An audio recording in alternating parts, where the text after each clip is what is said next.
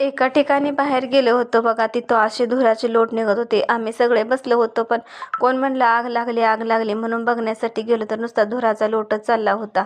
जरा वेळाने कळलं की तिथे आग नव्हती लावली, तर कचरा जाळला गेला होता. आम्हाला तर वाटली आग लागली, कोणाला काय झालं, काय कशाला लागली कशाला नाही हेच कळलं नाही, नुसता धूर निघालेला दिसत होता. पण थोडं लांब असल्यामुळे कळलंच नाही, पण थोड्या वेळाने कळलं की तिथं आग नसून लागलेली कचरा जाळला गेला होता, हे कळलं नंतर.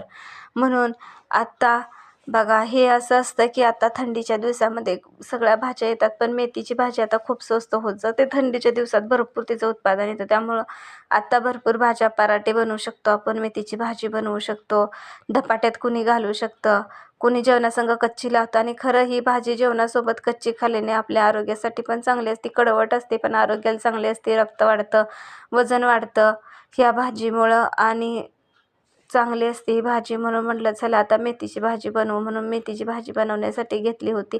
गावाकडची रानातली ताजी ताजी भाजी आणि मार्केटतून आणलेली भाजी ह्यात थोडासा फरकच राहणार की, तरी पण शेतातलं कसं उपडल्या उपडल्या खायला भारी वाटतं, पण हे कसं शेतातूनच येतं पण जरा लांबून येतं, त्यामुळे आपल्याला त्याची थोडीशी टेस्ट पण वेगळी राहते. शिळी झाल्यानंतर ही बघा भाजी बनवल्यानंतर ही अशी झाली होती भाजी.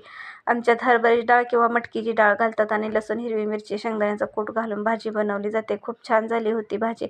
आणि इथं आम्ही सगळेजण जेवाय बसलो होतो, पण माझा त्यात उपवास होता आणि ह्या तिघांसाठी जेवण बनवलं होतं बघा. ही मोठं तिखटच खात नाही, तिखट खात नाही म्हणून पप्पाचं झालं होतं त्याला काला करून करून चारायचं, आणि काला करून पण खात नाही, त्यामुळे हे चार